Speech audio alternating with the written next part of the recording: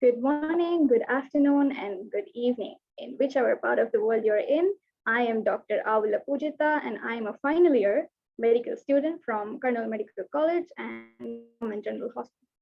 So today, I'll be discussing a very interesting topic that is the art of Percheron and stroke in its territory. So if you've not heard about this topic, sit tight. And if you've heard about the artery of Percheron or stroke in its territory, then just sit back, relax, and welcome back. So these are the table of contents that I would like to discuss today. And I would like to start it with an interesting case study and introduce you to the hero of our topic, artery of Percheron, and the victim, sadly, the thalamus, and the main plot, that is the stroke in the AOP territory, and the signs and symptoms of the same. And we'll discuss a few points on management and end this presentation with challenges and conclusions. Okay, so I saw this case when I was rotating in Government General Hospital's emergency department.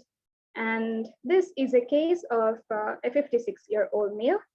He presented to our ER on December 9th, 2022 at 11 a.m. after having been seen in a local hospital following a sudden collapse on the same day at 6 a.m. So as per the family, the patient, he woke up normally, and after some time, he felt drowsy. He had difficulty in speaking, and he developed weakness in his both upper and lower limbs. So a few minutes later, he collapsed from his chair and he became non-responsive. So he was initially taken to a local hospital from where he was transferred to the Government General Hospital, Karnal. So continuing the case, he had a history of both diabetes and hypertension, for which he's on medication. And on physical examination, there was no spontaneous eye opening, no response to verbal command, no response to deep painful stimulus. That means he had overall a very poor GCS.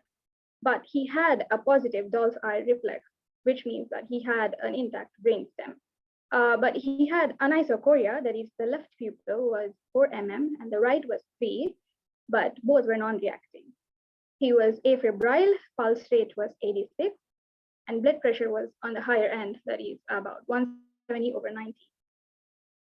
He had to be intubated because he had poor GCS, respiratory distress, and he had the risk of aspiration. And we did an EEG, which showed left ventricular hypertrophy pattern, but with normal rate and rhythm. And 2D echo was done to rule out any cardiac origin of the stroke, and it showed normal anatomy, but just a grade 1 diastolic dysfunction. CT brain to rule out the hemorrhage, but it was normal.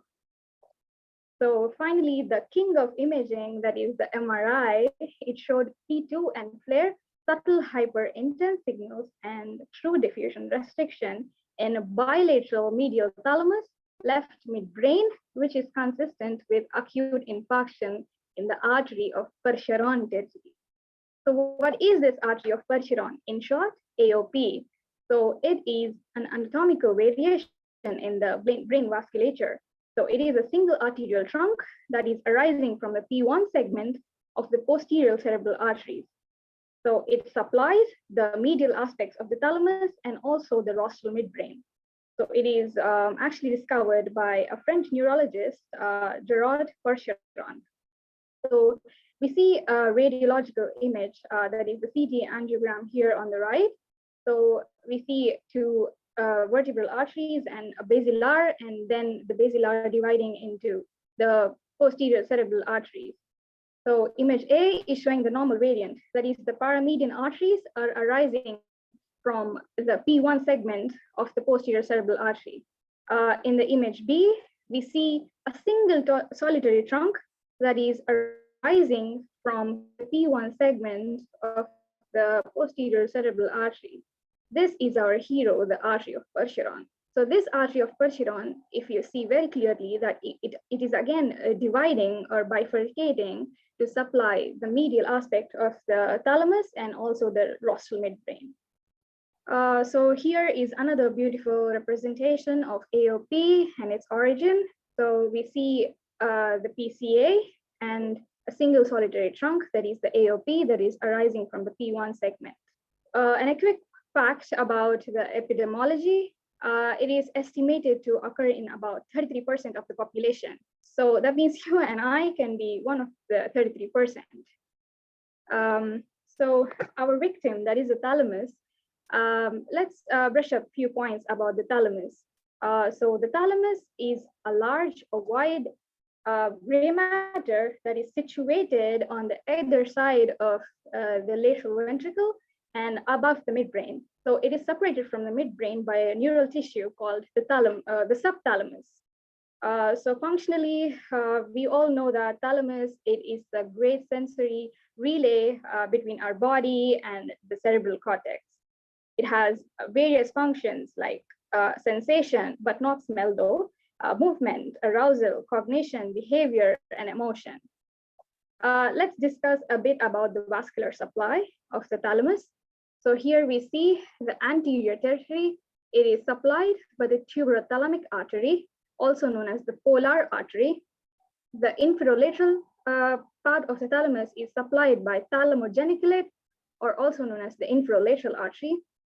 The posterior part of the thalamus is supplied by the posterior choroidal artery. And our victim here, the paramedian thalamus, is supplied by the paramedian artery. So this paramedian artery has 4 variants, type 1, type 2, and 3. So type 1 is the normal variant where we're seeing the paramedian arteries arising from the respective P1 segments. In type 2A, we see both the paramedian arteries are arising from either the left or the right P1 segment of the posterior cerebral artery. Whereas in type 2B, that is none other than our artery of Percheron, we see a single trunk that is arising from the P1 segment of the posterior cerebral artery. And type 3 is a bit different. The P1 segments are of the either side are connected by an arterial arcade, and the arterial arcade gives off the paramedian arteries. So before going into the stroke of the artery of Percheron territory, I would like to speak more about the paramedian thalamus. So the paramedian thalamus has 2 very important nuclei, that is the mediodorsal nucleus and the intralaminar nucleus. The intralaminar nucleus takes the input from the ascending reticular system and also the deep cerebellar nuclei. So it gives out the output to the striatum and also the cortex. Whereas the mediodorsal nuclei, they receive the input from the amygdala and hippocampus and give out to the frontal cortex. And not to forget, the artery of Percheron, or the paramedian artery, also supplies the rostral midbrain. To name a few structures, they are the rostral part, the medial part of the red nucleus, superior cerebellar peduncles, and also the 3rd and the 4th nerves. So yeah, the stroke in the artery of Percheron territory. What happens in this stroke and why are we discussing this today? So let's start with the epidemiology. As we already discussed that it happens in about 33% of the population. The infarctions of this artery, they're about 14 to 18% of all the thalamic infarcts, and about 0.1 to 2% of all the strokes. This artery of Percheron territory stroke has a very wide clinical presentation. They have very wide array of neurological deficits, which are non-lateralizing and very difficult to localize.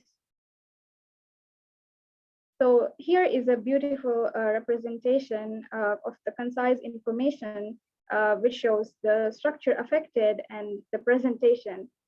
So as we spoke earlier about the thalamus, if the mediodorsal nucleus is affected, we see memory impairment, behavioral changes, psychosis, aphasia, and dysarthria.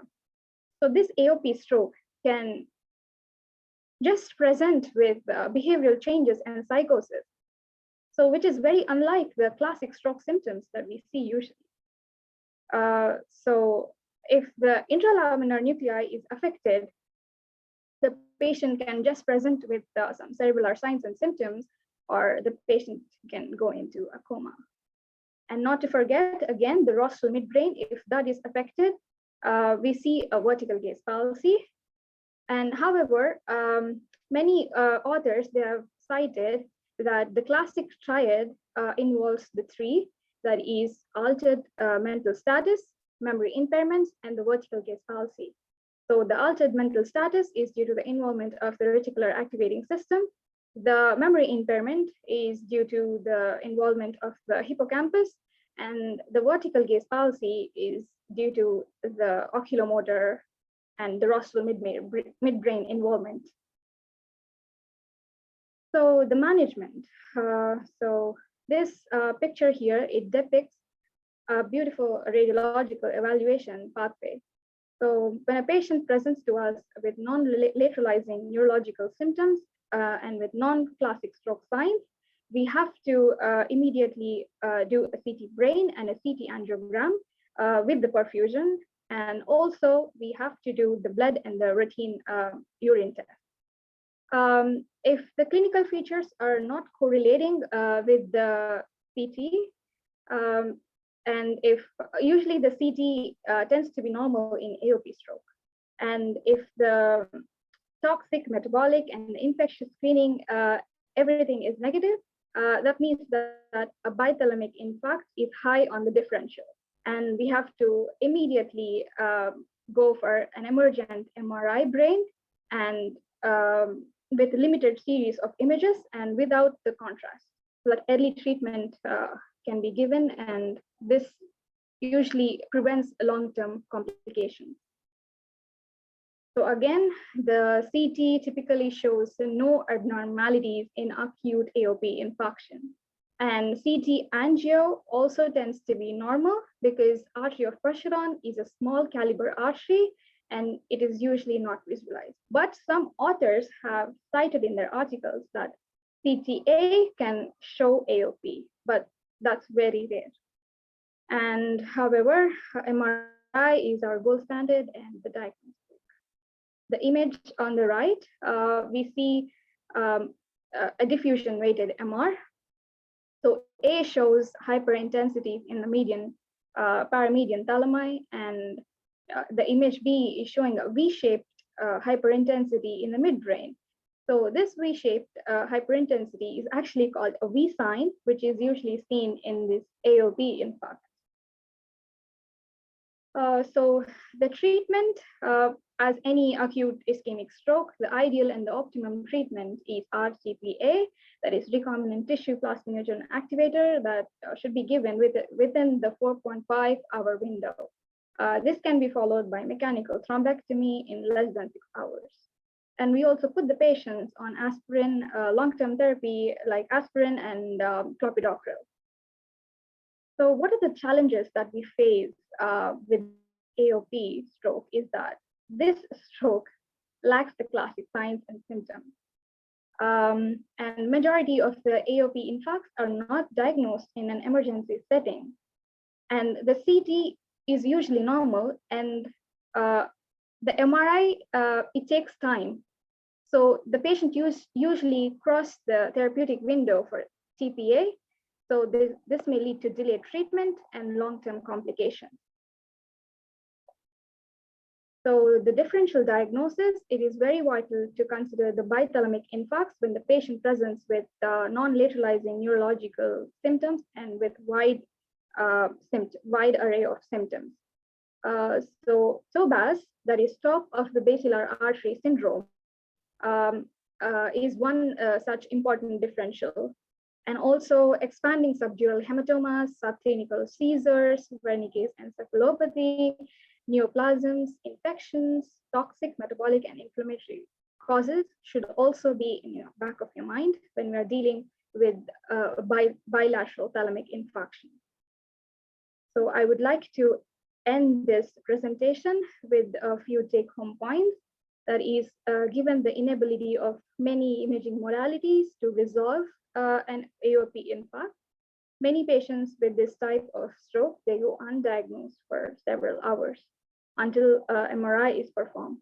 So it is very wise to consider AOP infarct and other thalamic pathologies if the patient presents with a very vague neurological deficit of unclear origin. So this will facilitate early diagnosis and it will decrease the morbidity in these patients, so less complications.